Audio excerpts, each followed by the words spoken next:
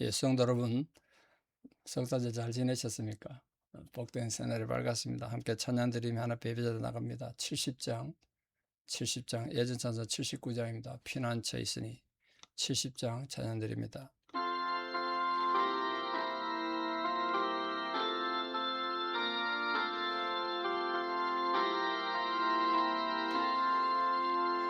피난처 있으니 환난을 당한 자 이리 오라. 땅들이 변하고 물결이 일어나 산 위에 넘치되 두렵잖네. 이방이 떠들고 나라들 모여서 진동하나.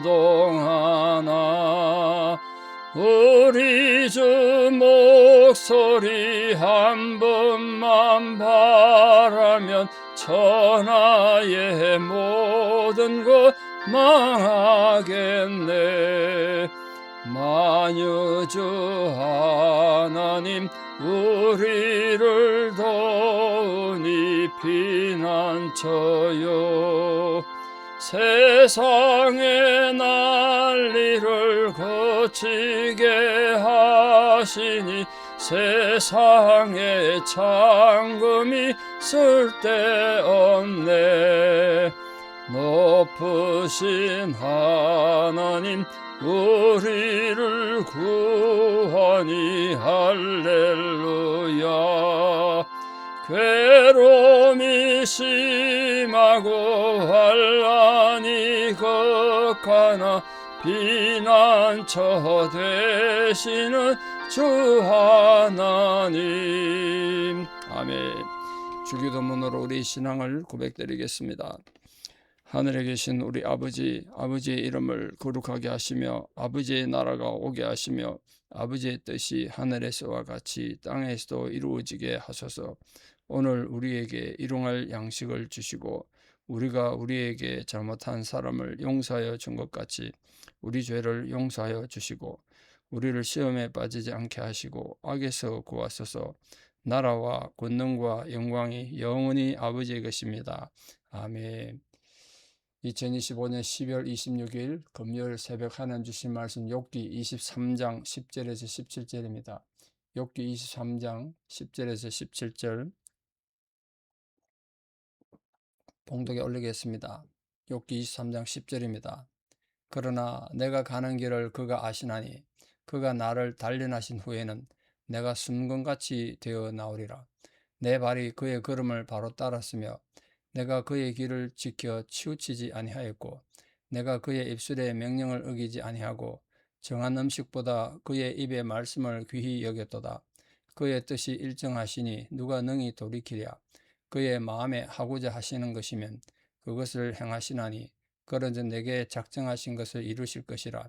이런 일이 그에게 많이 있느니라. 그러므로 내가 그 앞에서 떨며 지각을 얻어 그를 두려워하리라. 하나님이 나의 마음을 약하게 하시며 전능자가 나를 두렵게 하셨나니 이는 내가 두려워하는 것이 어둠 때문이나 흑암이 내 얼굴을 가렸기 때문이 아니로다. 아멘. 욥기 시작한 지 이제 절반쯤 됐는데요.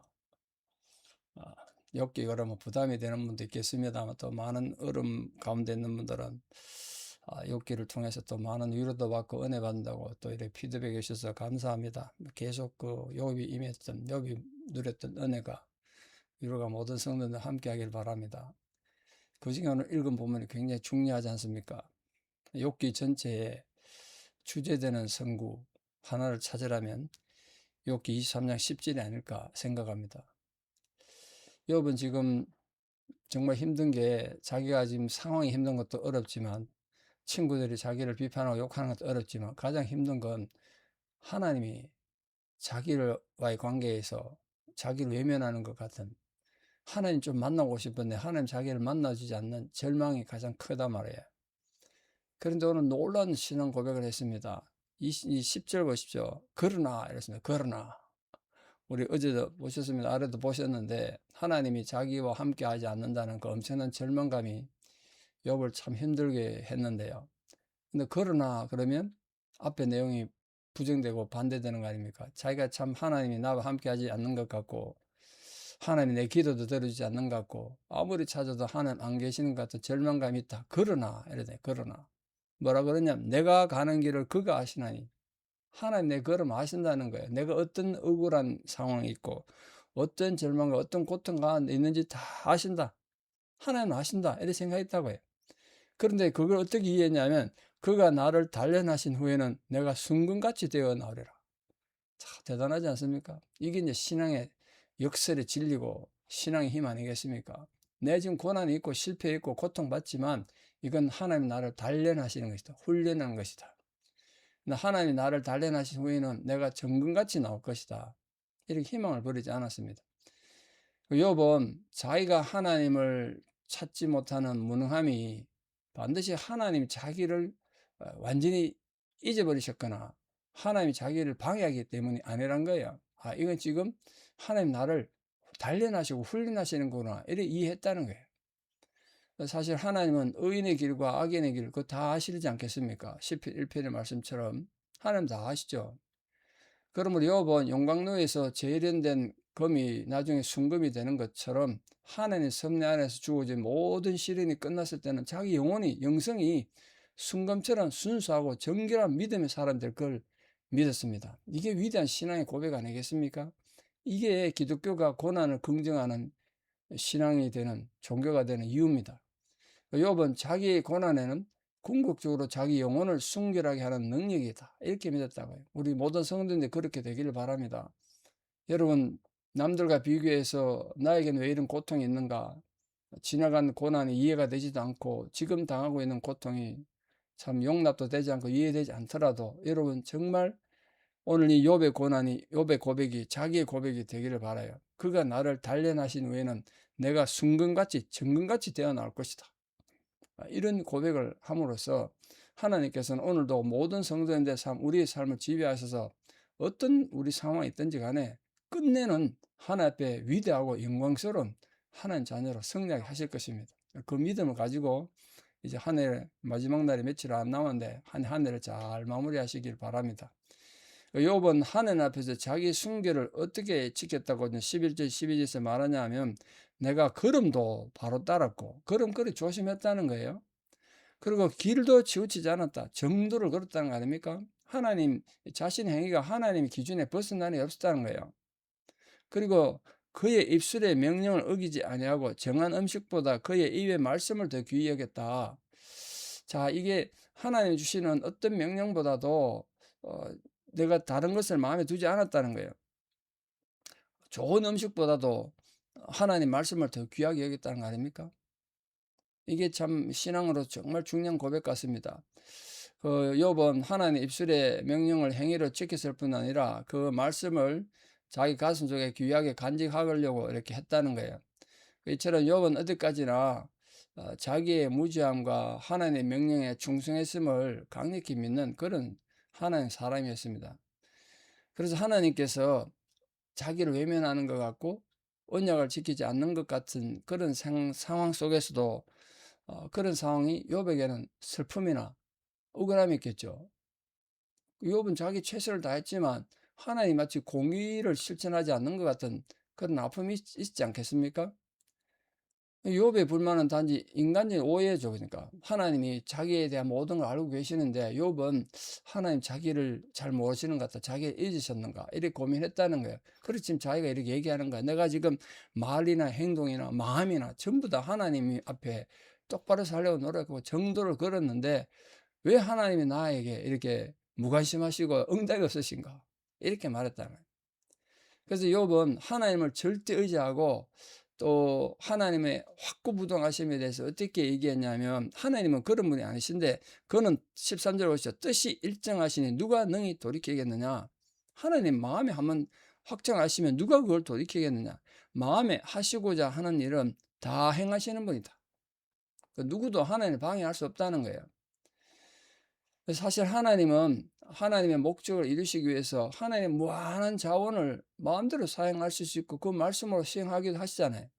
그리고 그걸 또 확고하게 진행해 나가십니다. 그러니까 어떤 상황에서 하나님은 패배하실 리도 없고 실패하지 않으십니다. 하나님은 실수가 없으시다. 그래서 14절 이렇게 말했습니다. 그런즉 내게 작정하신 것을 이루실 것이라. 이런 일이 그에게 많이 있느니라.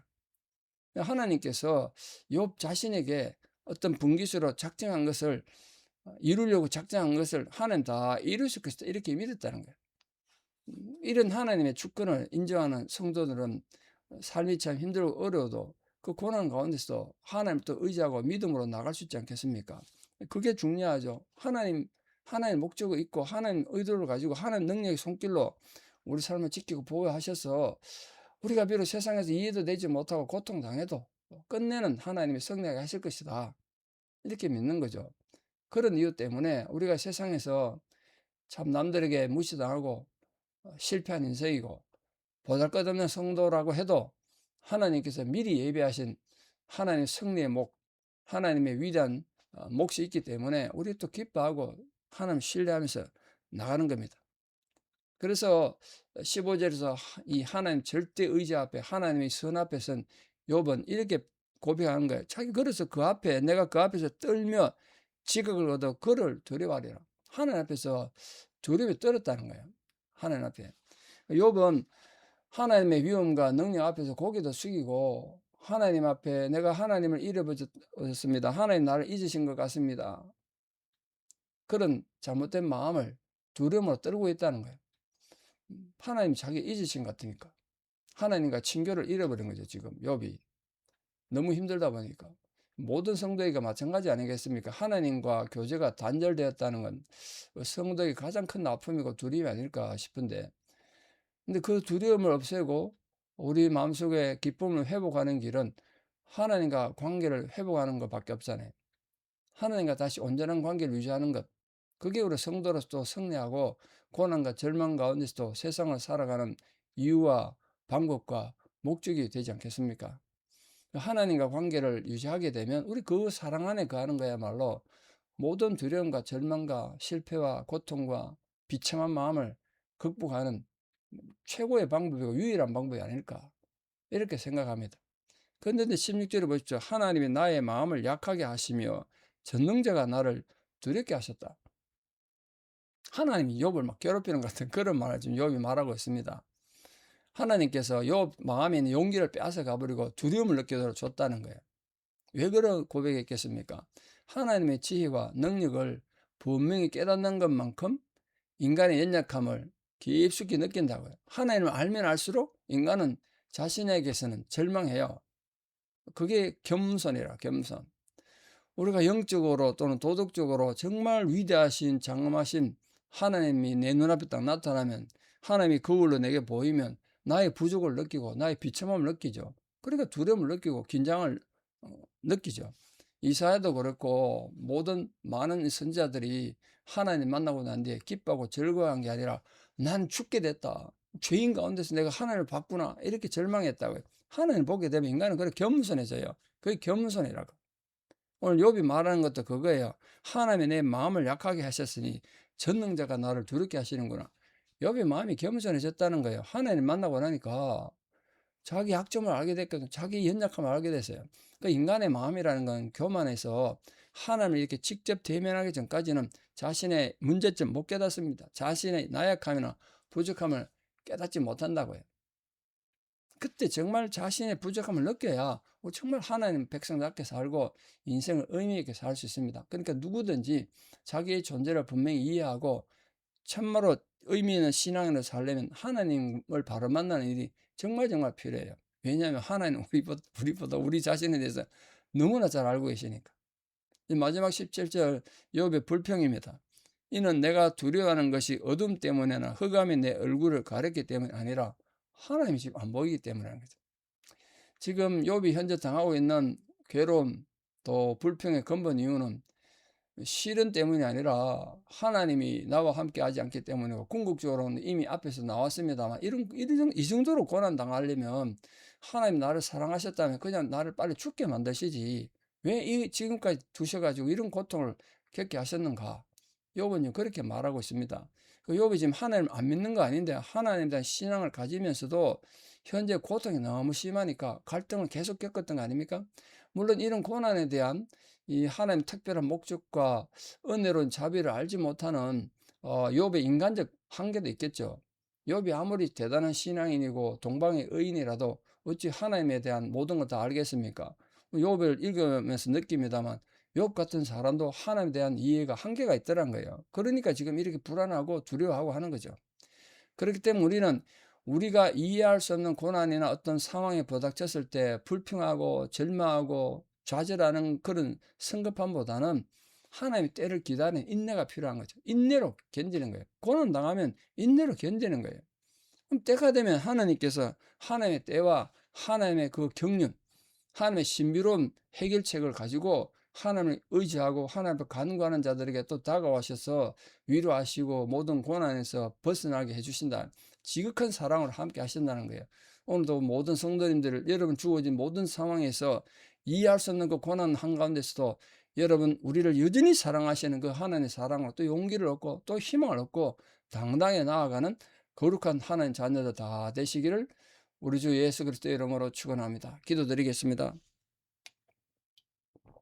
아버지 하나님, 오늘 또 우리가 욥의 말씀과 욥의 신앙 고백을 통해서 욥이 자신이 느꼈던 고난에 대해서 이해할 수 없는 이 환경에 대해서 고백했던 것을 우리가 또다시 말씀을 통해 배웁니다. 참으로 내가 가는 길을 그가 아시나니 그가 단련하신 후에는 내가 순금같이 정금같이 나올 거라고 오늘 욥이 그렇게 고백했는데 이 위대한 신앙의 고백이 우리의 고백이 되게 하여 주시옵소서. 정말 우리도 우리 가는 길을 하나님이 아실 것이므로 하나님 앞에 우리가 연단받고 훈련받은 뒤에는 참으로 정금같이 순금처럼 나와서 하나님 앞에서도 아름답게 사용되고 이 세상에서 가치 있고 존귀한 존재로 살아가게 하여 주시옵소서.